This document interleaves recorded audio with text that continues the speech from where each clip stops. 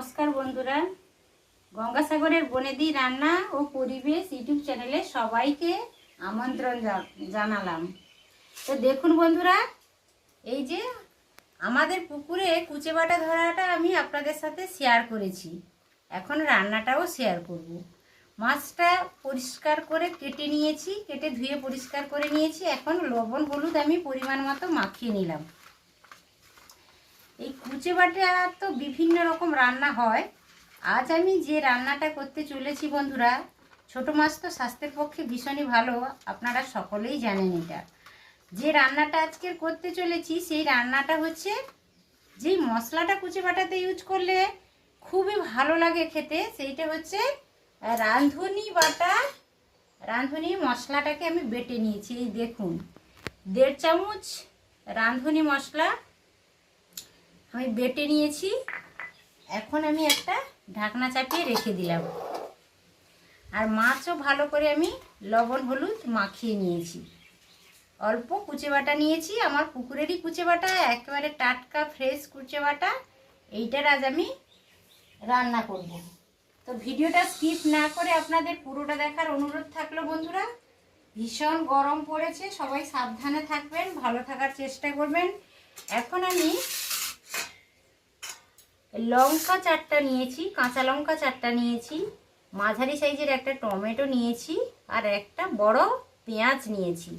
এই পেঁয়াজটাকে আমি একটা গ্রেটারে গ্রেট করে নিচ্ছি।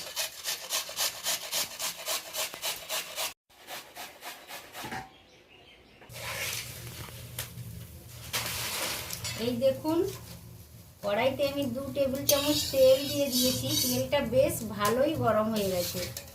এখন আমি এই কুচে বাটাগুলোকে ভেজে নেব, অল্প অল্প করে সবগুলো ভেজে নেব।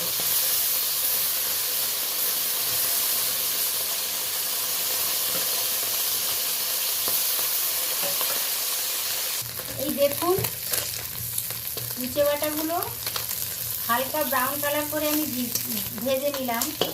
বেশি ভাজলে একেবারে চিপসের মতো হয়ে যাবে, যেহেতু ছোট মাছ, তাই হালকা ব্রাউন কালার করে এই দেখুন আমি ভেজে নিলাম। এইভাবে পুরো মাছটাই আমি অল্প অল্প করে ভেজে নেব। কড়াইতে অল্প তেল ছিল, আরও 2 চামচ মতো আমি তেল দিয়ে দিলাম, 2-4 চামচ তেল দিয়ে দিলাম। এইভাবে আমি আরও অনেকটা মাছ রয়েছে, সেগুলো আমি ভেজে নেব।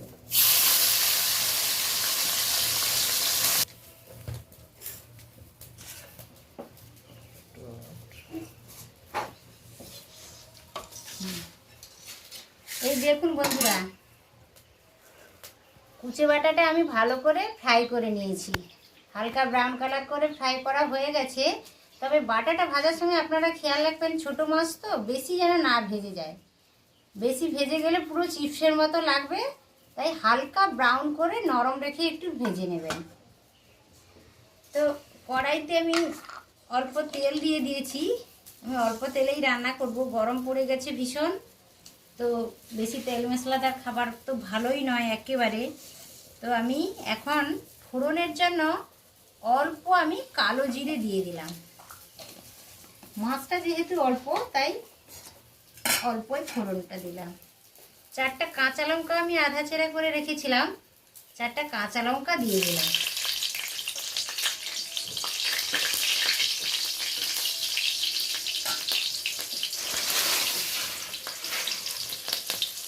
ফোড়ন থেকে একটা মিষ্টি গন্ধ বেরোচ্ছে। এবার আমি একটা মাঝারি সাইজের পেঁয়াজকে গ্রেট করে রেখেছিলাম, ওইটা দিয়ে দিলাম।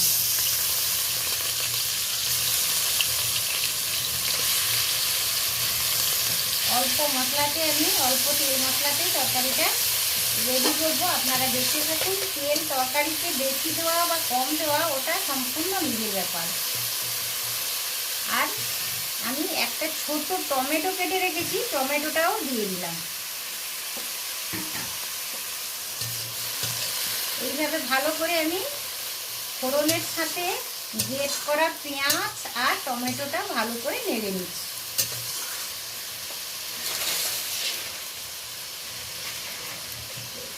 এই গরমে যত হালকা তেল মশলাযুক্ত তরকারি খাবেন বন্ধুরা, তাতে শরীর ভালো থাকবে, সুস্থ থাকবে।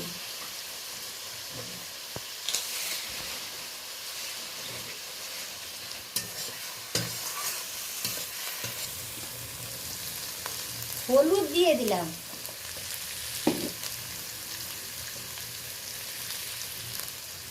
স্বাদ মতো আমি লবণটাও দিয়ে দিলাম, লবণ হলুদ দিয়ে দিলাম। টমেটোটা একটুখানি গলে যাবে, ভালো করে নেড়ে নিচ্ছি।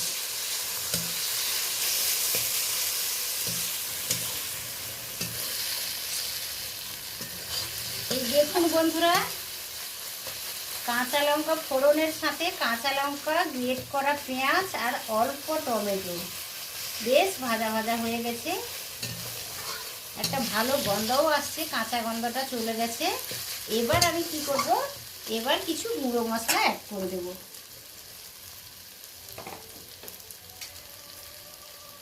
হালকা আঁচেই তরকারিটা করছি আমি। এই দেখুন, হাফ চামচেরও অল্প আমি ধনে গুঁড়ো দিয়ে দিলাম,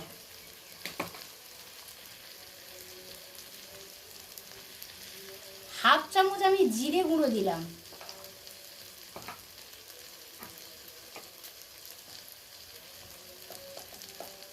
হাফ চামচ আমি প্লেন লাল লঙ্কার গুঁড়ো দিলাম ঝাল করার জন্য, আর অল্প আমি হলুদ গুঁড়ো দিলাম।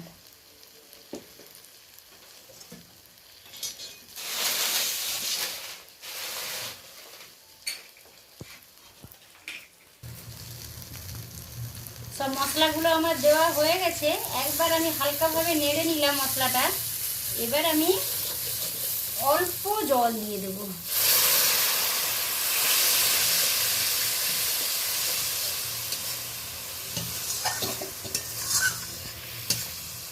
অল্প জল দিয়ে গুঁড়া মশলাটাকে ভালো করে একটা খুন্তির সাহায্যে নেড়ে নিচ্ছি।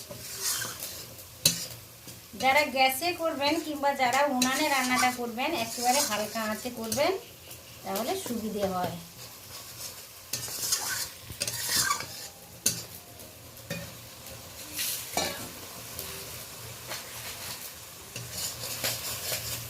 ভালো করে নেড়ে নিয়েছি। এই দেখুন, হালকা তেলও রিলিজ করতে শুরু করেছে,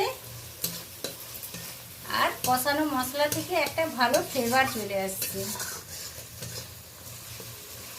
এবার আমি জলটা গরম করে রেখেছিলাম, জলটা অ্যাড করে দেব।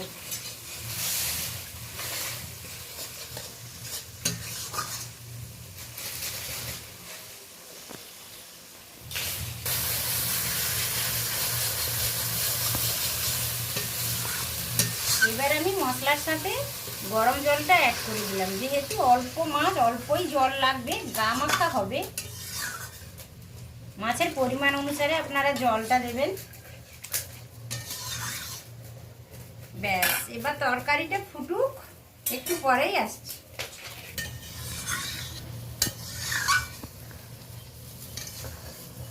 এই দেখুন, তরকারিটা ভালোভাবে ফুটে গেছে।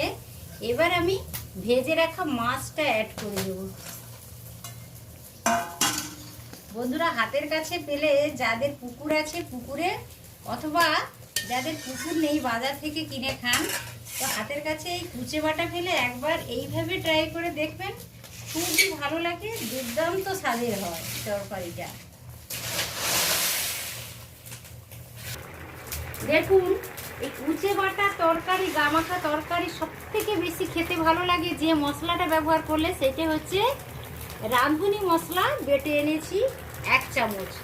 তো তরকারিটা প্রায় কমপ্লিট হয়ে এসেছে। এই দেখুন, এবার আমি এই মশলাটা দেব।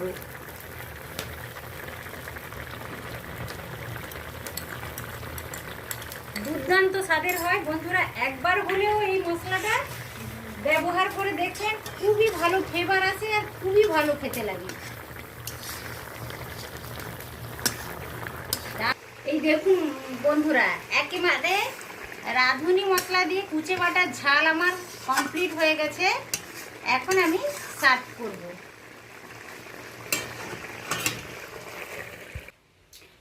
এই দেখুন বন্ধুরা, রাঁধুনি মশলা বেটে আমি ছোট কুচে বাটা মাছের ঝালটা কমপ্লিট করলাম। একটা পাত্রে ঢেলেও নিয়েছি, দেখুন কতটা সুন্দর দেখাচ্ছে। আপনারাও এইভাবে ট্রাই করে দেখবেন। আশা করি ভিডিওটা সকলেরই ভালো লেগেছে। ভালো লাগলে আমার চ্যানেলকে অবশ্য সাবস্ক্রাইব করবেন বন্ধুরা, আর লাইক শেয়ার করতে একেবারেই ভুলবেন না। আবারও দেখা হচ্ছে পরের ভিডিওতে পরের কোনো রেসিপির সাথে। তত সময় আপনারা সকলে সুস্থ থাকুন, ভালো থাকুন। আজকের মতো টাটা, বাই বাই, নমস্কার।